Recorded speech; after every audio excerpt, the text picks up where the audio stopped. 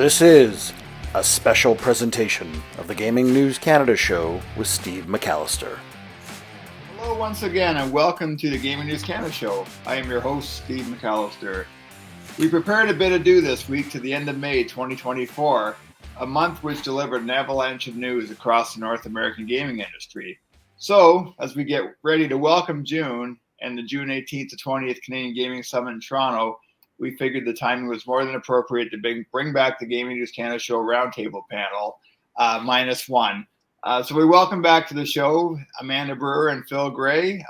Chris Abbott, Amanda, you mentioned he's either on a cruise or kite surfing or doing something on the planet. But this will be a good roundtable nonetheless with both you and Phill joining us once again. So appreciate you being back, Amanda.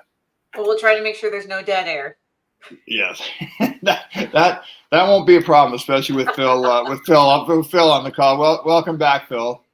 Yeah, we'll have to make this short because I've got my tailgate party for the Oilers game tonight, Steve. You know, we need a Canadian Cup back.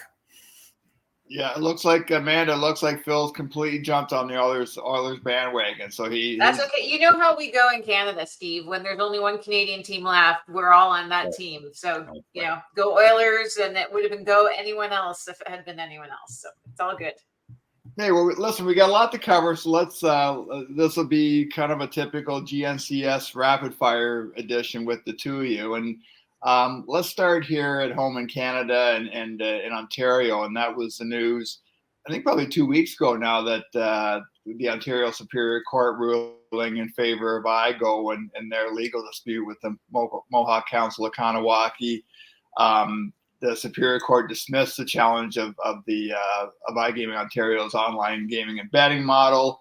The Mohawk Council of Kahnawà says it won't appeal the decision.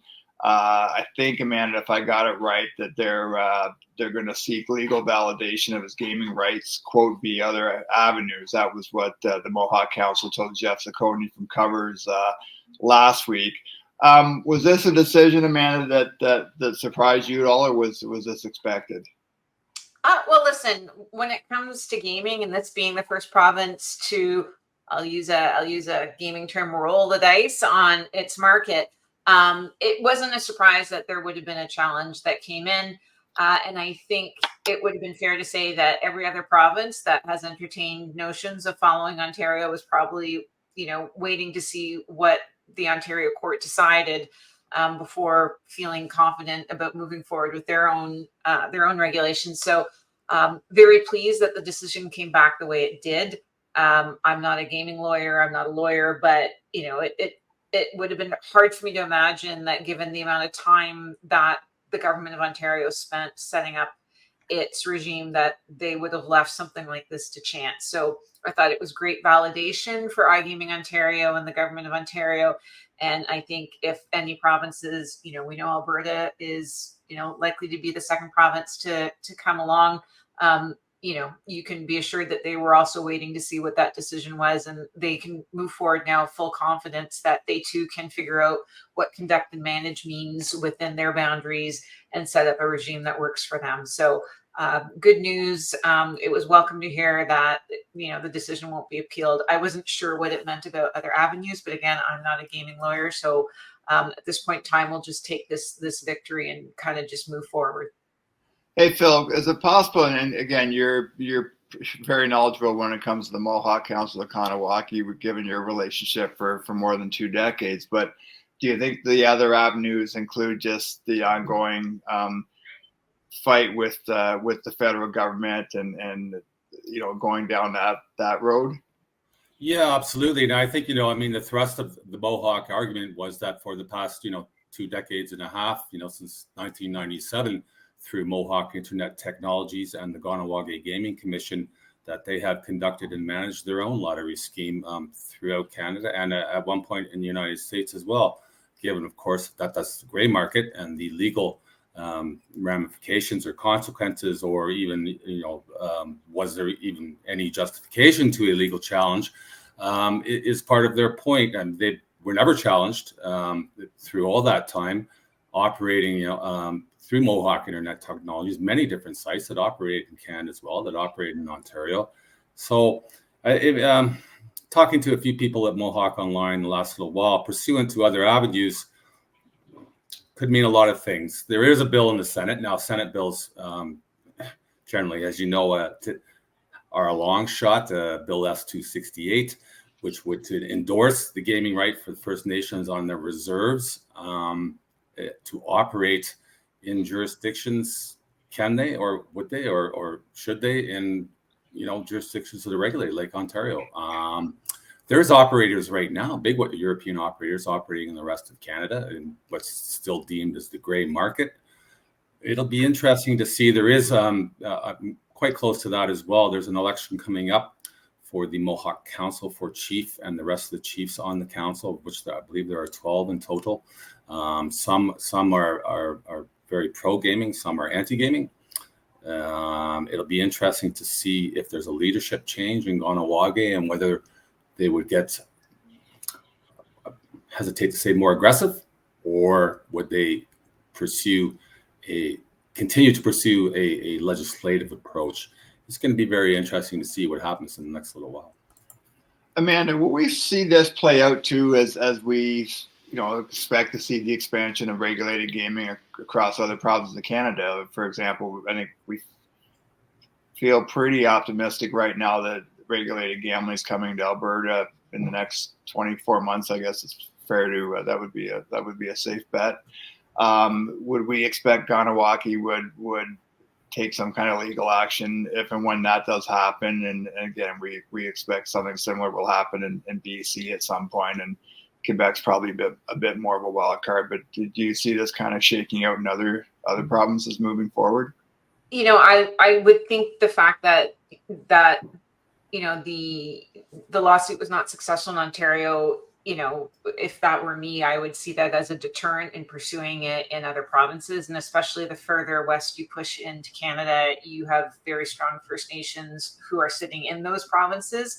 And, as we saw when Bill C-218 was being debated in front of the Senate, First Nations are like any other groups. They don't all get along. They don't all have the same objectives. They don't all have the same desires. And they don't all have the same, wants and desires to move things forward the same way. So to assume that, the Mohawks would go and start challenging every other province where, online gaming regime is set up, I think, I don't know how that would be in their best interests.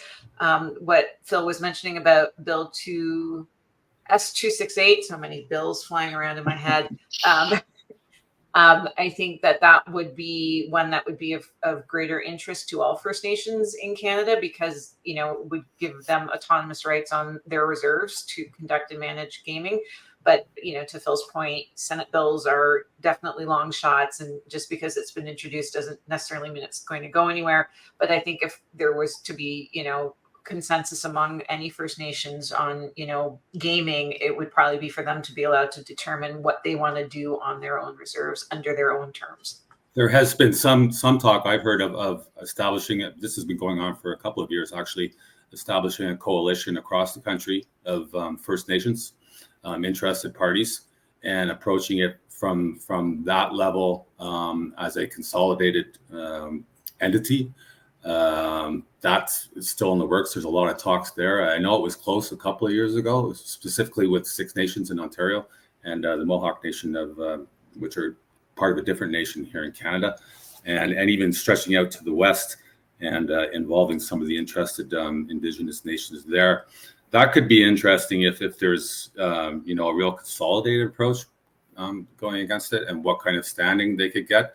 I know that the Mohawks here in the council are somewhat, I wouldn't say pleased, but they're interested that they were giving standing in the Supreme Court of Ontario and recognized as a governing body. How far that'll play out, again, it's an extremely complex issue with a lot of factors involved. And just sticking quickly with the Senate, and not only do we have Bill S-268 right now that's being discussed, but also Bill S-269, which is a national ban on sports advertising. I think that was put forward by Senator Marty Deacon. Just given the mandate, even though we agree that getting bills through the Senate is a difficult road, could there be any momentum just given what we're seeing in the U.S. right now? And we're going to talk about this in a few minutes as well. About we see states that are proposing higher tax rates, and there seems to be a lot more out there about whether or not operators are doing a good enough job of responsible gambling. There still seems to be some angst out there around advertising with sports betting and iGaming products. Does that have a potential impact on these Senate bills? Well, it's again, you kind of need your own 45 minutes on S269 and what's being proposed, because if you start with the federal government has really nothing to do with gaming anymore, because they downloaded those powers to the provinces decades ago. The fact that broadcasting isn't something that provincially is dictated, the fact that it's the broadcasters who are in the leagues that are dictating what advertising is being shown. Operators going to buy ad time are only being offered national rate cards. They're not being offered provincial rate cards. So there's a whole bunch of issues in here. And then at the end of the day, the only thing that AGCO or the operators can control is the content of those ads. Like Marshall McLuhan said, the medium is the message. Well, we can only control the message. We don't control the medium. So there's a lot that's kind of wrapped up in all of this. And, it would be surprising to me if the federal government all of a sudden decided to jump in and start regulating sports betting advertising. And remember, we're only talking about sports, which is the sort of lesser part of the pie that is in Ontario. We are a casino-driven market. Nobody seems to be up in arms over the casino advertising that goes on. And quite frankly, the hue and cry, as we discussed last year, seems to come, with the use specifically of hockey stars in sports betting advertising during the hockey season. So if, you eliminate hockey stars in hockey ads during the sports betting season, you've kind of eliminated a lot of the emotional angst that people have, or reaction or anger they have against this whole entire industry. So you're looking at taking away a right that licensed operators have to advertise.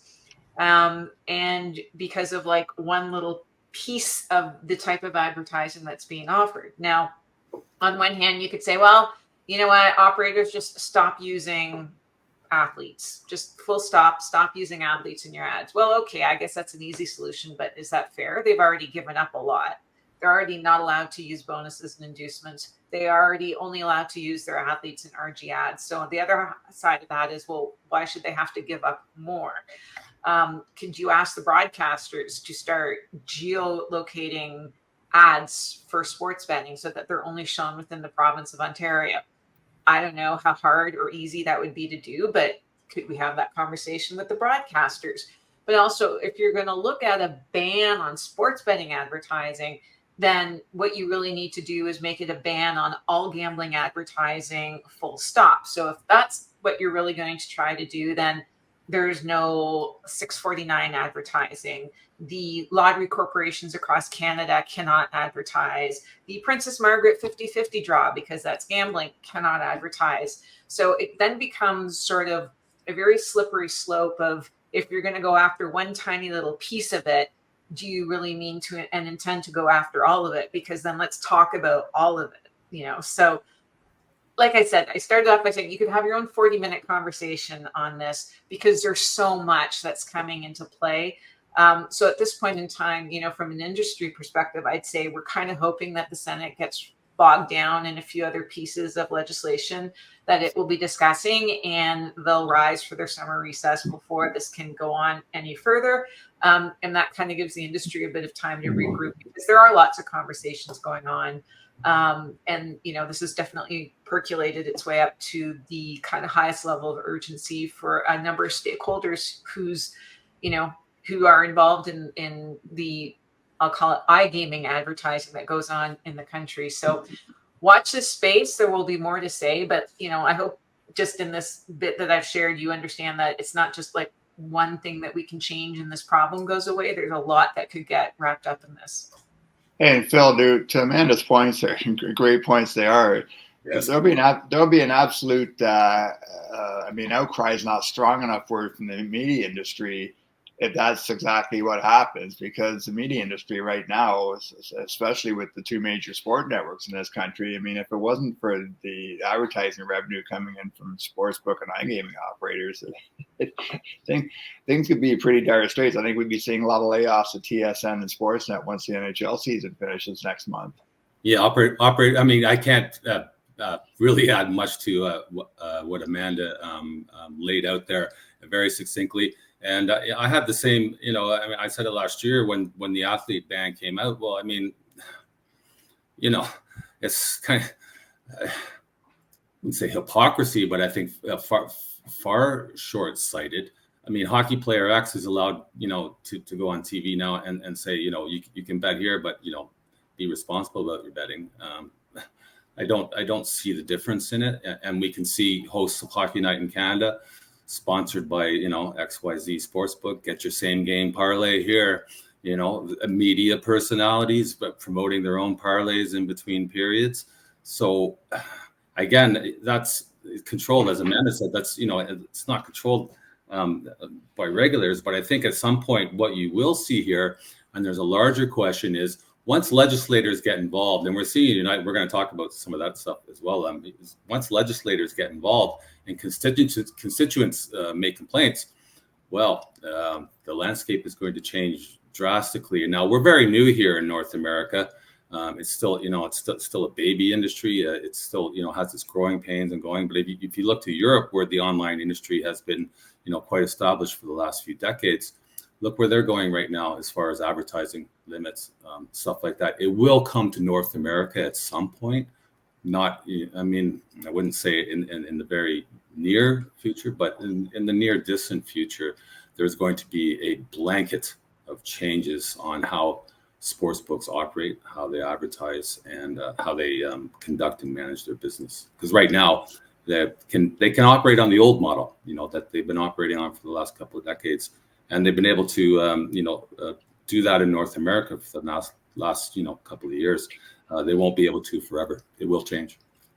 The only two things I want to add to that is advertising in Ontario is absolutely required because we were a gray market before the market opened. And the last statistics we all saw when the second anniversary rolled around and AGCO and IGO put out that joint release, more than 300 unlicensed, at this point, illegal operators accessing the space still. So we really need advertising because licensed operators carry the IGO logo on all their ads. So that's one really great way that customers looking for licensed and regulated operators can know that they're dealing with one of them by looking for that IGO logo on TV commercials or meta ads or what have you.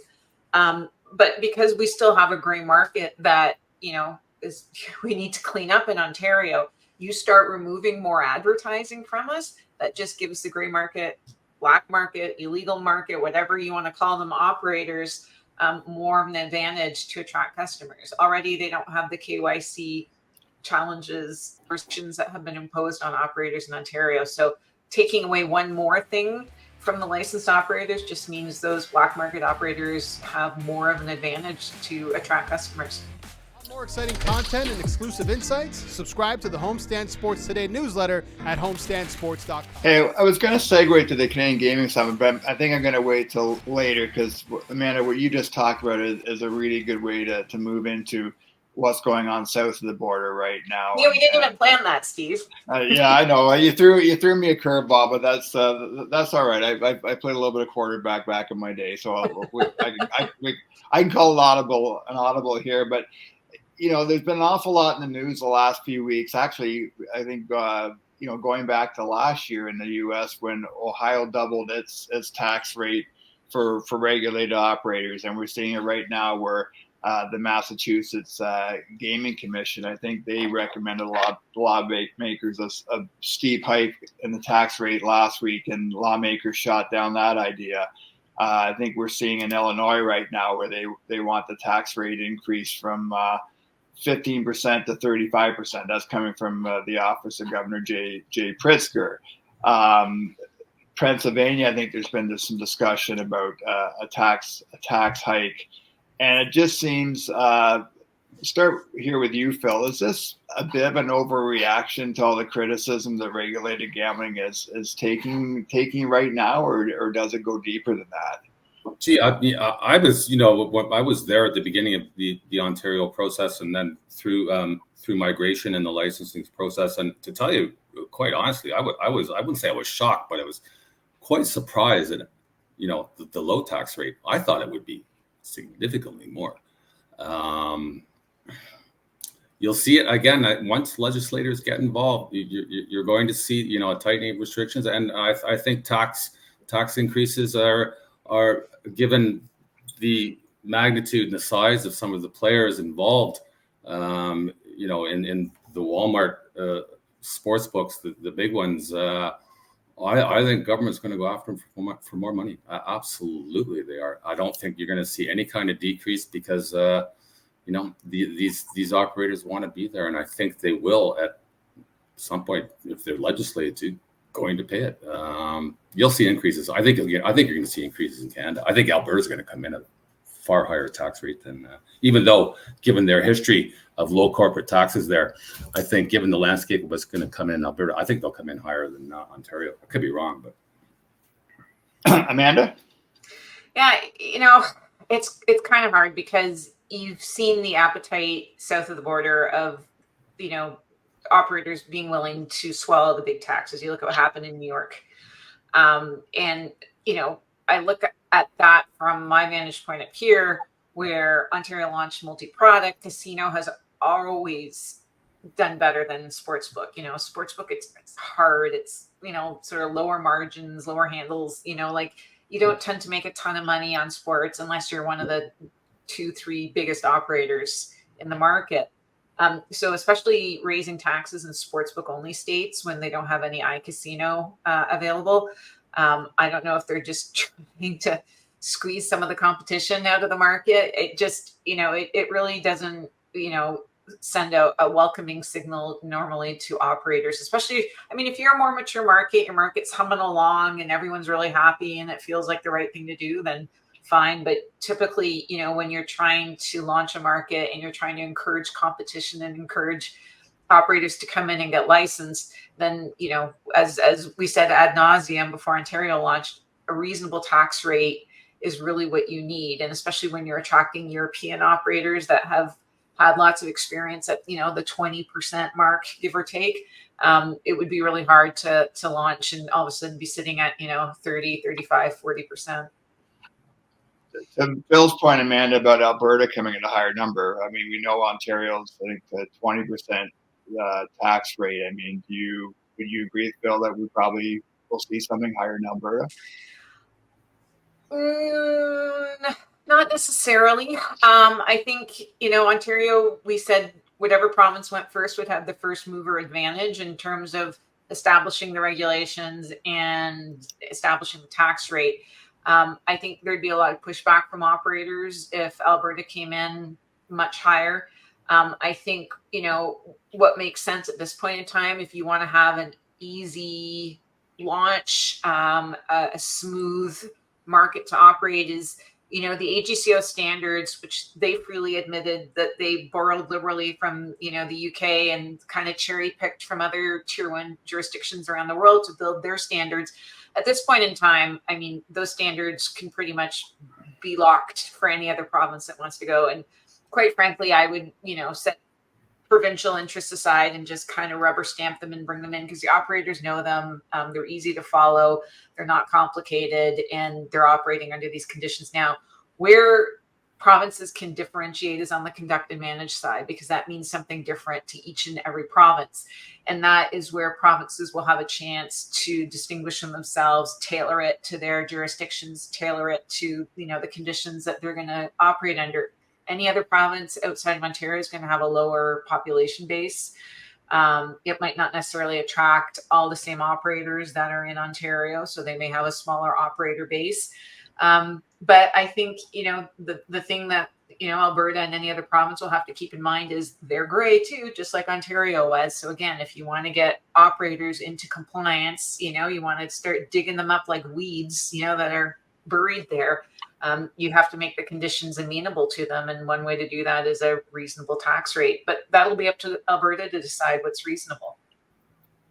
Hey, Phil, could it be a bit of a bargaining chip that, the U.S., we know it's been a hard road to get iGaming adopted as a legal product in many U.S. states, and there's a real push by the operators to do that right now. Could we see something where operators are amenable to paying a higher tax rate just to be able to launch the iGaming products? And as Amanda referenced earlier, I mean, iGaming is about 85, 86% of the marketplace in Ontario. Ontario's regulated industry. Yeah, absolutely. And again, go back to Alberta. I think it's going to be very interesting because, a lot of books went into, Ontario, expecting the gold rush. And, obviously that didn't happen for a lot of them. So as I've said before, I think you're going to see on both sides of the border a really narrowing of offerings and going towards, a really 3, 4, 5, 6 big ones, 2 or 3 that are kind of dominating. So I think entering when Alberta does establish their regulation, and it's going to be interesting to see how easy they do make it. They're just going to rubber stamp Ontario's process and let existing operators not have to go through that exhaustive and costly migration process, and whether or not there's going to be able to apply for their license and they get it. And so would they, there's a lot of big, operators there now that are, yeah, of course it's gray market, but they're not black market. I mean, they're not, sitting offshore and, on some beach in Costa Rica. These are some big companies that are operating there now. So I don't know Alberta's thought process. I don't think how strategically they're planning it out. Who do they want in there? And would others just pull out? And I mean, it's a small population there, but one of the keynotes for Alberta is the NGR per client.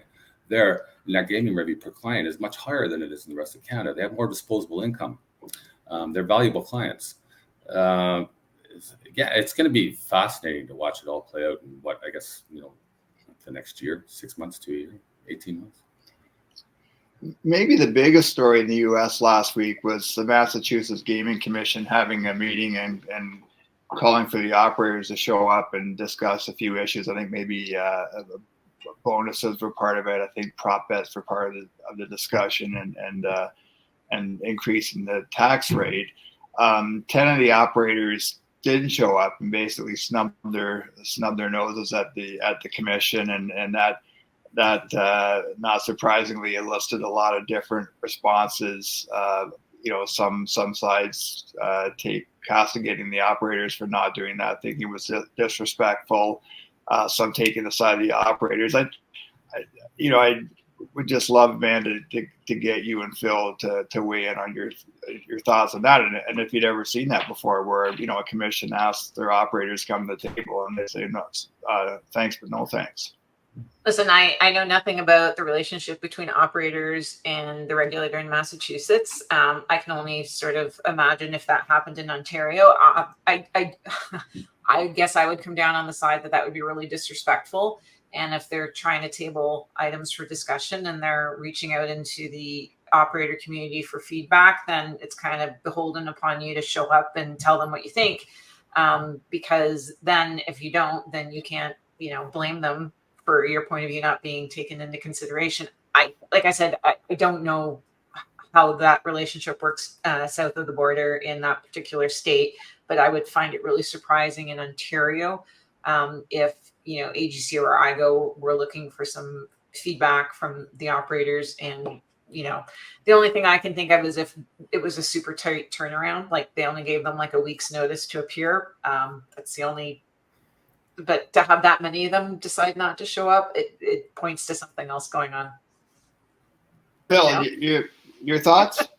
The issue in Massachusetts, from the news reports I saw and from what I understand from talking to a couple of people in the U.S., was the roundtable was being convened on limiting clients. This is an issue I've said is going to come to the forefront in North America in at some point. It's going to come to Ontario as well. And the books, refused to show up because they didn't want to reveal industry trade secrets as far as, limiting clients. And again, that's a very complex issue. There's a lot of factors in that. They go to profit and loss, but they also go to security as well.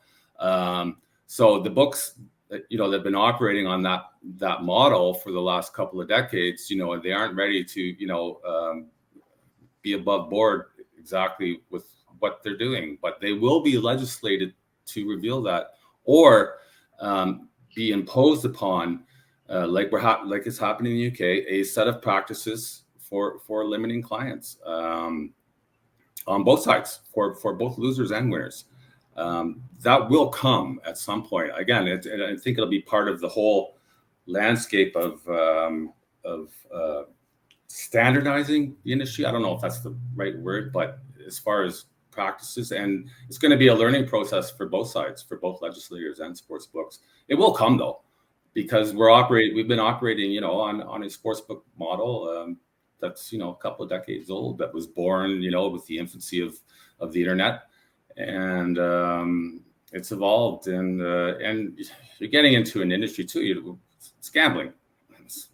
We're gambling. I mean, on both sides, you have the client who's gambling, and you also have the sports books gambling. So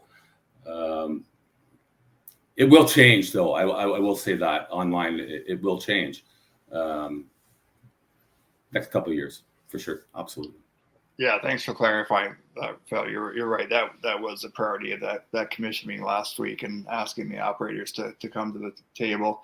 I want to spend a few minutes before we go on the Canadian Gaming Summit. And Amanda, I know you're involved with putting together the agenda for that. You're going to be involved in a couple of panels between the 18th and the 20th, one around sports betting advertising, and one. So hopefully, yes, our very emotional debate. Yes. Yes, yeah. So hopefully you didn't reveal too many secrets earlier. And then, of course, talking about Alberta, which I think is obviously a front burner issue right now for the industry in Canada.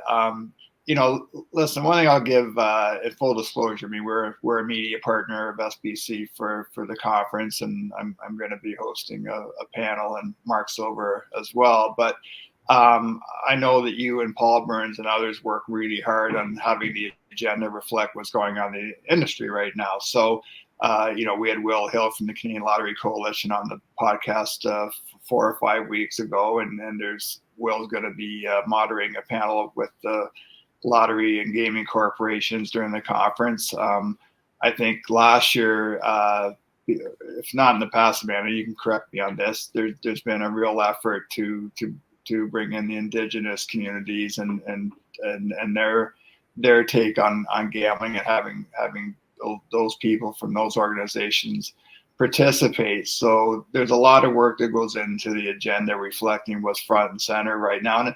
And as I've said in the podcast, and Amanda, you and Phil and I have talked about in previous forums, whether it be Clubhouse or Twitter Spaces or LinkedIn Audio over the past 3 years, I think for media people that want to really cover this industry and be educated in covering this industry, it would be really smart to spend a couple of days and come and listen to the information and the opinions and the perspectives and insights that get presented over 2 days at the Metro Toronto Convention Center.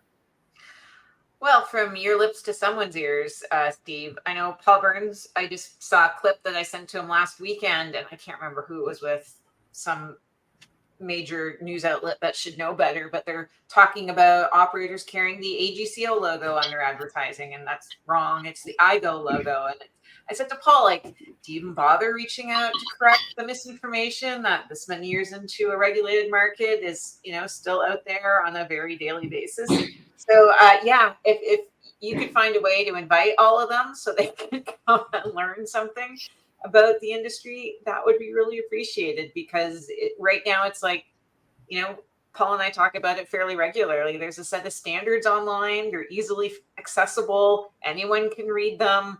I don't know why the disconnect is there, but it is. So clearly, having publicly available information on standards that all operators have to follow isn't enough. So maybe they can come and sit and learn, a few things at the summit and better educate themselves. That would be great. Hey, Phill, I know you're coming to Toronto as well, and it is a great networking opportunity. But I would think even for a quote seasoned veteran like yourself, you always learn a few new things from attending events like this one.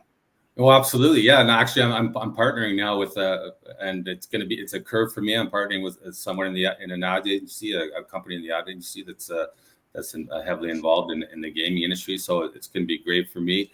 I would say, as to the point that as Amanda was saying, a lot of the stuff that's there in print for corporations and broadcasters not to follow, that they're not, is that we're still really in the infancy of this. This thing here in North America, and it's going to take a number of years for it to all, kind of gel, I guess. How well it will gel, because again, it's the gambling industry.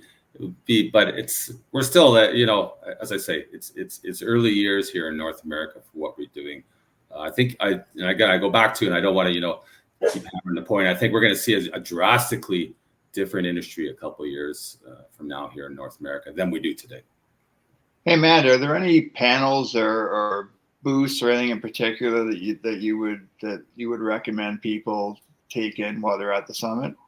Definitely whatever you and Mark Silver are moderating. That was a paid political announcement. Listen, I mean, the schedule's online, and I think that there's definitely something for everyone. SBC does a great job of aligning different tracks. And they've got some special RG symposiums, player protection symposiums that are going on. So they've got some special stuff too.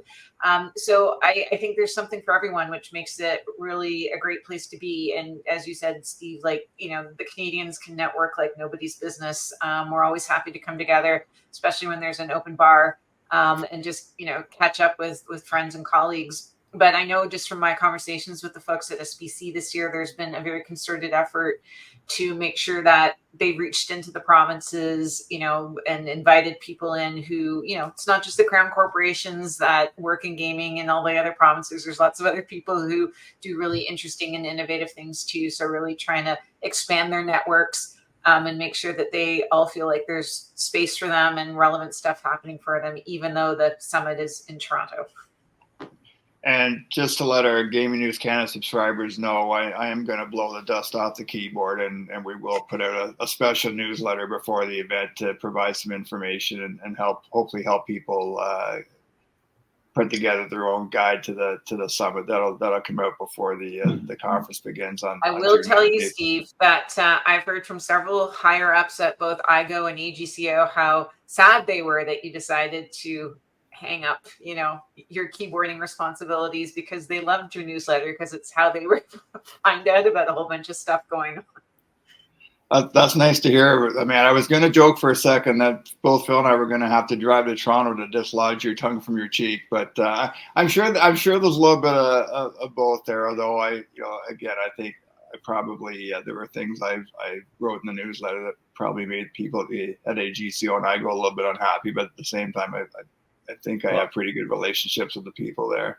I got that all that expensive all access pass to the Toronto Gaming Summit, so I'll be taking advantage of the open bar, and Steve will talk about it. That's a deal, Phill. Hey, I want to finish both of you just on what's going on with women's sports right now, and there's a couple of layers here. One is it's been an incredible spring. We've talked about this for 3.5 years now. It's long overdue. And Phill, I know you're someone who's not just in the sports betting business, but a passionate sports fan. And I think if you're a sports fan, period, it's just got to be heartwarming to see the Professional Women's Hockey League, their inaugural season, and we're recording this podcast on Monday, 2 days before our fifth and deciding game in the Boston, Minnesota series, and we see the Caitlin Clark effect and what it's had on women's basketball, not just the NCAA, but of course now with the WNBA, and just something as basic as Caitlin Clark's arrival. forcing the NBA's hand, I guess, and the WNBA's hand to provide charter jets for the teams, for the players to travel to games. We look ahead to the Paris Olympics this summer, and in Canada's case, it's often been our female athletes who have kind of led the way with the medal podium at the Olympics for Canada. But it's a good time for women's sports. And Phill, maybe start with you. And I know you've had some opinions on this in the past with the impact on sports books, but do you feel like maybe with what's going on right now that there's maybe a little bit momentum than there has been in the past in terms of people placing bets on women's sports? Oh, absolutely. I mean, you point directly to Caitlin Clark in the last year of the NCAA and then going to the WNBA. And, it's like anything, Steve, any news is good news. So there's been some controversy surrounding her. She's a personality as well. There's some other personalities that are coming out of the NCAA at the same time. There's a little bit of, there's some angst going on there. There's some headbutting and stuff like that. And people gravitate towards that, like I say, the any news is good news sort of thing. But it's great to see, for women's sports, generally across the board, the huge success of the Canadian Women's Professional Hockey League here. I know for a fact, some of the crowds here in Montreal are just crazy, at the Maurice Bouchard Arena, which is great arena. I mean, like packed, and a great product, a good sport, and I think maybe it signifies maybe a changing, across the board, perhaps, with the entire population and, the inequality that, we all know has been prevalent for, generations, centuries, and perhaps it's changing a little bit, and that's absolutely great. From a sports book point of view and a gaming point of view, the biggest problem with booking women's sports has been the lack of statistical data, or that you're able to generate power rankings and models that you can come up with a line that you're confident in. That's changing too, because a lot of companies are involved in that now, providing those statistical models across the board for women's sports. So it's easier for sports books to, as they have with male sports, be able to post a line and be confident about it, and not think they're posting a line that is going to be way off and somebody's going to come in and hit and they get hit on it. So you'll see limits go up for women's sports. You'll see offerings go up as far as derived markets, live betting and stuff like that. It'll grow, absolutely, for sure. And man, the other thing I meant to mention too is the announcement by Larry Tannenbaum and the Kilmer Group last week that the WNBA is coming to Toronto in 2026. That would be huge. That's going to be huge here. Absolutely. Yeah, listen, I'm really happy about that, because maybe our new WNBA team can teach our NBA team how to play basketball. Now. I thought you were going to say they could teach our Toronto's baseball team on how to play baseball now. Well, maybe they can actually teach our hockey team how to play hockey too while they're at it. So, Oh boy, here we go. Hey man, just on a more serious note, with the rise in women's sports, so I just wonder, is there a parallel or is there a connection we can make with the fact that we do know that women do like to online game, and we do see operators taking advantage of that across North America. And we had Justin Park from Betty Gaming on a while ago talking about success that they've had in Ontario in that vein. Do you see kind of a connection between women right now in Ontario, for example, who might be playing iCasino on with a regulated operator who might be persuaded to start betting on sports because there are more women's sports available? Yeah, listen, I mean, my advice to any operator coming into the market now is don't also be a sportsbook operator. I would just say focus on your casino side of things and go be very happy. I think that for the more established operators who are very sophisticated, with their trading, their lines, their offers, their product or their customer UX and UI for their sportsbook side, I think that this is something that would be a niche. I think women betting on sports is kind of like, anything else. If it's a personal interest of yours and it's something that you will be interested in and you'll want to see, products that are tailored to you. And this is a direct example of it. But if it's not something that's not going to interest you, trying to figure out how to configure your sports book so that you've got all this women centric stuff. I don't think that's necessarily the way that, sports betting is going to go. I think there will always be a percentage of women who will really enjoy this and they'll want to bet on all kinds of sports, including women's sports. But to start trying to, remake or remodel your sports book just for this, that's not the way I would do it if that were me. It's in the past as well too, Steve, to be quite honest, Frank, it's been a security issue. If a client signed up as a woman, as a female in the sports book, female signed up in the sports book, the automatic red flag was, well, she's not betting, it's somebody betting for her. That illegal, I guess you could say, but again, it's part of those industry trade secret stuff that some of the sports books aren't willing to divulge. In fact, I think that's changing absolutely for sure. But it's still there in terms of to be absolutely 100% above board and honest. Is somebody else betting for her? I'll also just wrap up and mention too. We have the U.S. Women's Open golf tournaments next week, and Nelly Korda is just on an unbelievable run right now. I think if she wins the U.S. Open, that would be 7 of 8 tournaments that she's won, which is incredible. And we're in the first week of the French Open tennis tournament as we have this conversation, and again, lots of interest in Iga Swiatek and of course Bianca Andreescu is making her comeback, her first tournament since coming off a back injury. So lots of interest in women's tennis as well. Let's wrap it up there. Amanda Brewer and Phill Gray, thanks so much for helping us bring the roundtable back together. We'll get maybe we'll try to get Chris Abbott, guys, when we're in Toronto next month, and we are planning to do a live podcast from the convention center during the Canadian Gaming Summit. So maybe we can commandeer Chris and bring the gang back together in person. But really appreciate you joining us and for the conversation today. Great. Thanks, Steve. That's it for this edition of the Gaming News Canada show. As always, you can find this podcast at gamingnewscanada.ca and on the various podcast platforms. Again, thanks so much to Amanda Brewer and Phill Gray for joining us today, and we will be back with you again very soon. Thank you for listening to the Gaming News Canada show. Sign up for our newsletter at gamingnewscanada.ca. Follow Steve McAllister on LinkedIn. Message Steve if you're interested in being a sponsor or featured guest.